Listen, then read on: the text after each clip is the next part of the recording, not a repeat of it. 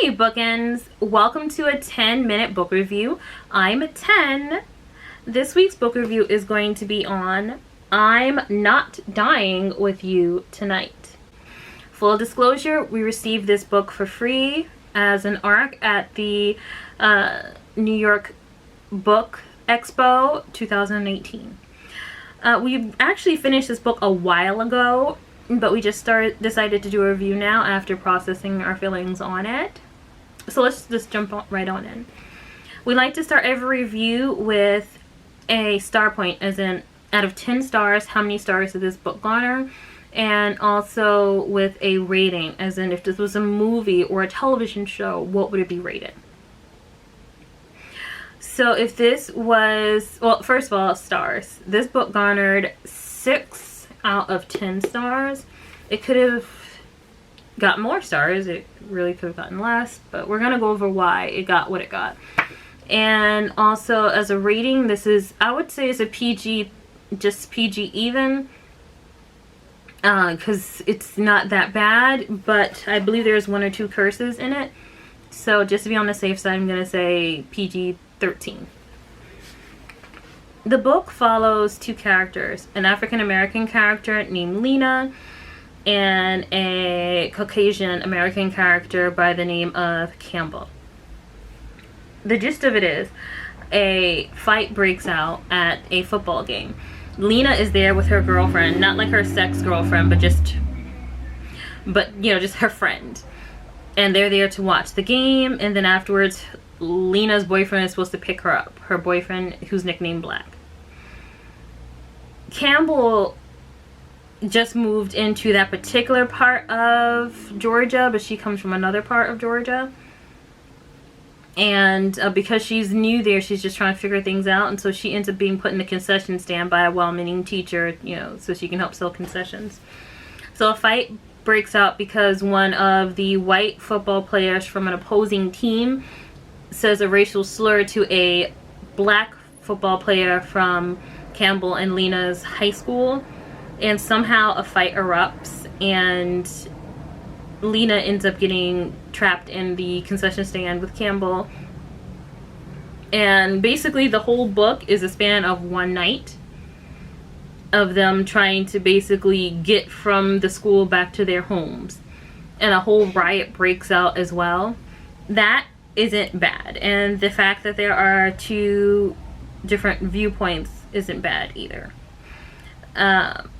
It does help to showcase grain racism. So if you're not familiar with certain terms, I'll do my best to try to explain them if I remember that some people may not be familiar with them. If you're not familiar with a particular term, they'll feel free to leave a question and I'll answer it.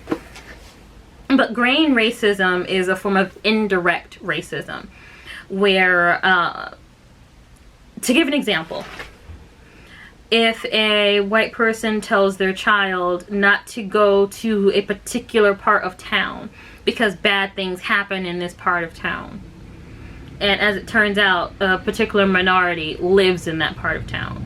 So they're not saying this minority is bad. They're not even saying stay away from this minority. But they are saying stay away from places where this minority would cluster or live or gather. So it's not really overt racism. It's not hate this particular group. It's more so you need to stay away from places where this particular group lives or is around predominantly, because this particular minority means trouble. Another version of grain racism would be purchasing certain things. Like if someone were to say, we don't buy that. Not because it's a product that doesn't particularly work for you or a product that you're allergic to, but because that product, that particular product, is associated with a race or a minority or a nationality that you're not from.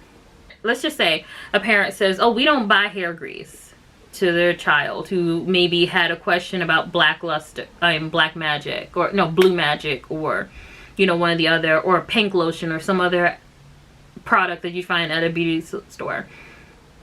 And the white parent's like, oh, we don't use that. We don't use hair grease.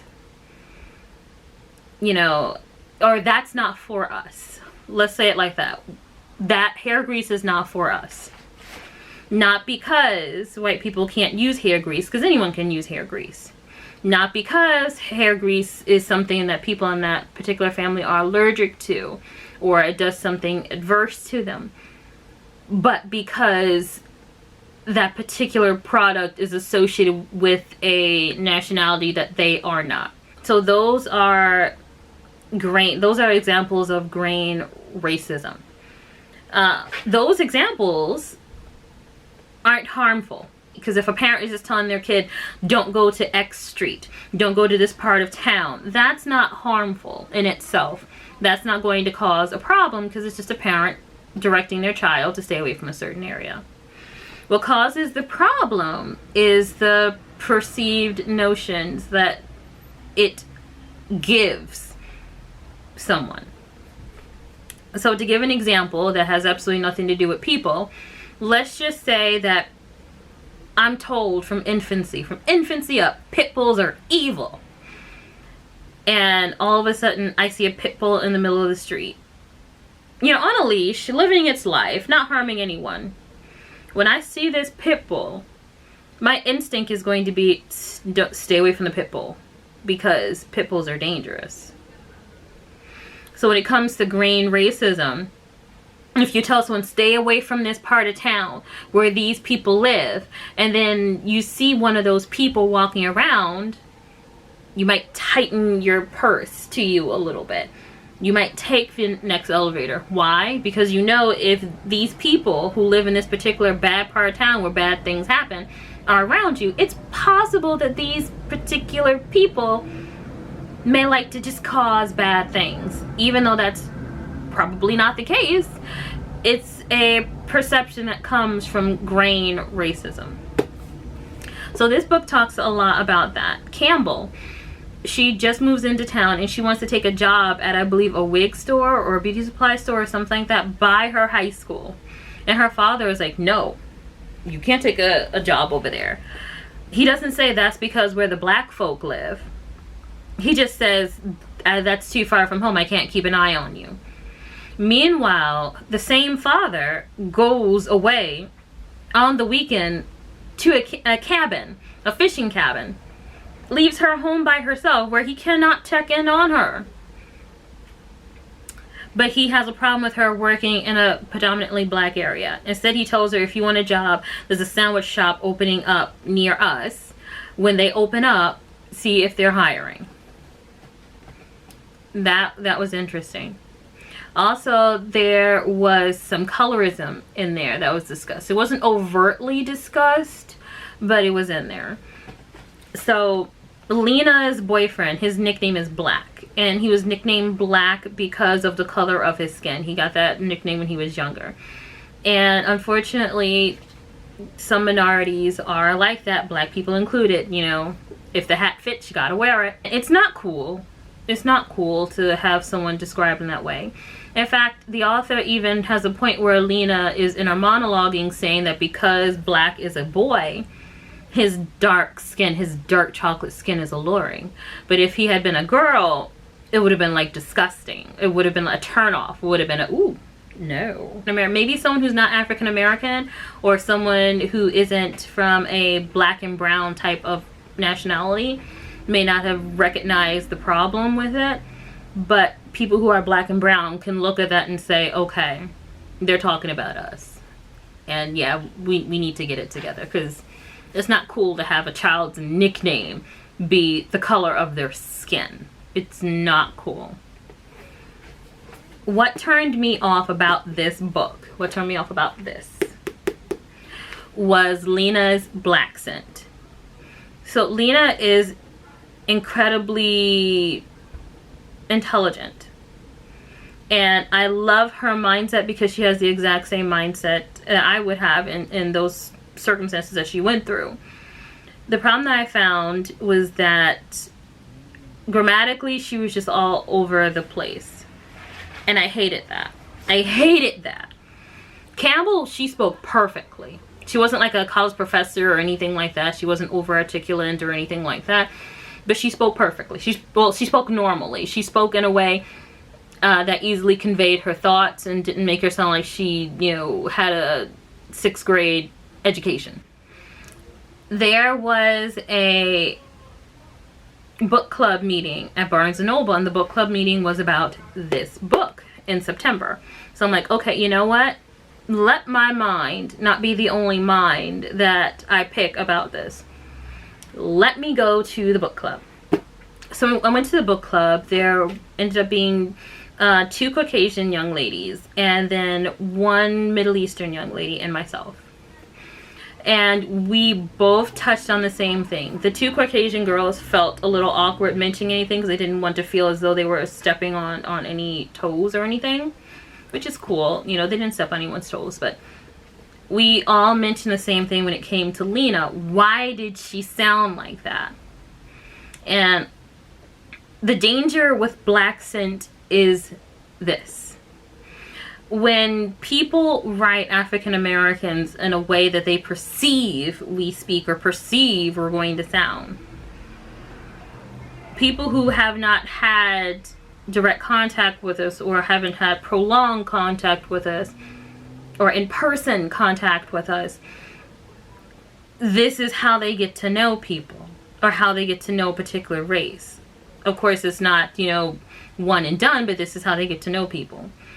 And so if someone gets used to reading a book by an African American that has this kind of language in it, when they meet an African American who doesn't speak like that, that's when the terms come in. You're so articulate. Wow. You sound so good. You sound like a white person. No, hon, I sound like a me. 10 sounds like a me. That's where grain racism comes in as well. Because if we're projected, African Americans, if we're projected to behave in a way that makes us seem as though we are uneducated, when people meet us in person or have conversations with us in person or read correspondences from us that we have personally sent, they are like, wow, who did you get to write this for you? Who taught you how to talk? You must have been at the top of your class. So it was, in my opinion, it was self-deprecating, because I know that Kim Jones was the one who wrote the African-American part. She wrote Lena's part. And it's not that it's bad. I don't hate the book. It's just that brought it down so far from me. Lena was very street smart. She was on the ball. When she saw the police, she was like, nah, bro, we not going that way. Because I'm not fitting to get shot tonight. I ain't fitting to go to jail. That's what she was saying. So if I was in her same situation, if they're rounding up people because there's a fight, I know good and well they're gonna look for brownie brown skin. And so I'm going to avoid the police too in that kind of a situation. So I totally got how she behaved. And she was also street smart in other ways, like how she decided, okay, no, we need to go down this street and go here and go there.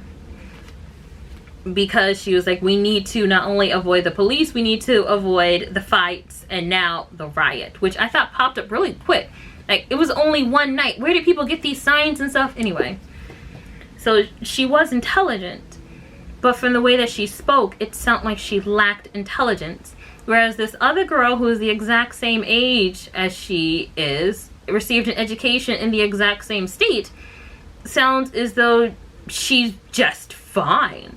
Doesn't sound like a college professor, but she sounds just fine. So yeah, I was mad about Lena's black scent. There was some other kind of, I mean, that's what brought it down for me from a 10 to a 6. Because I felt as though, since the author herself is African American, I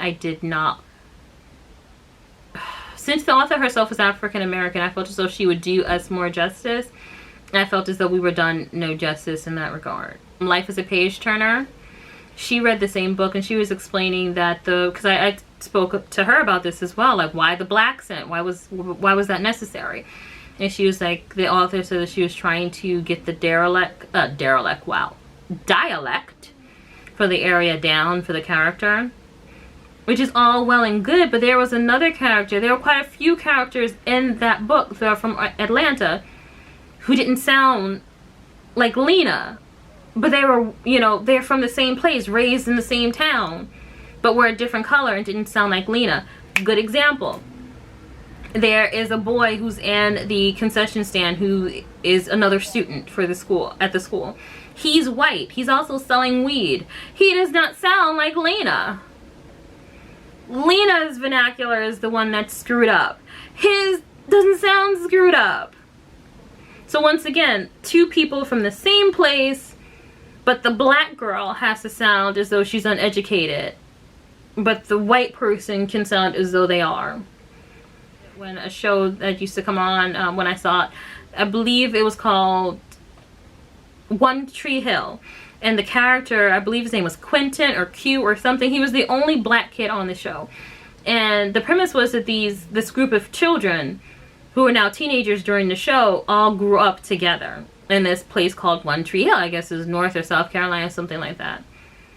Every single character sounded the same in the way that they spoke. They all were their own individualized character, but every character sounded the same in the way that they spoke. But the one black kid had a black accent. Where did he get it from? The one black kid sound like nobody else. It doesn't make any sense. If you take a black child and you raise them around all white people, they're going to sound like the white people around them. If you raise a white child around all Spanish people, like give birth to a white child in Peru, the child is going to sound like Peruvians. They're not automatically going to get a magic accent from somewhere. The rest of the book is fine. No complaints. It feels like it's something. It's not like The Hate You Give, but it's not trauma porn.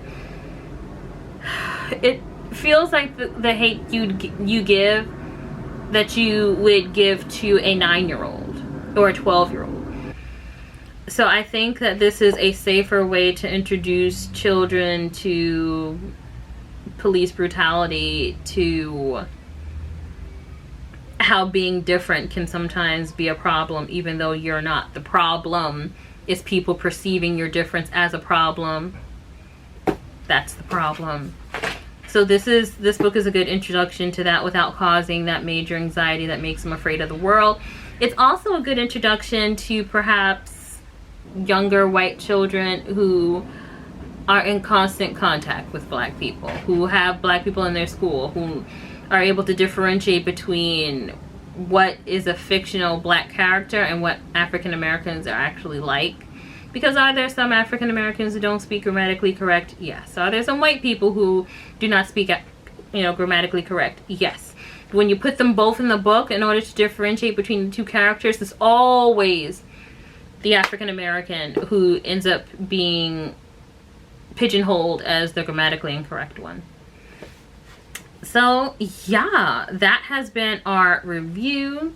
If you like what you see, please like and subscribe. Thanks for watching. Bye, bookends.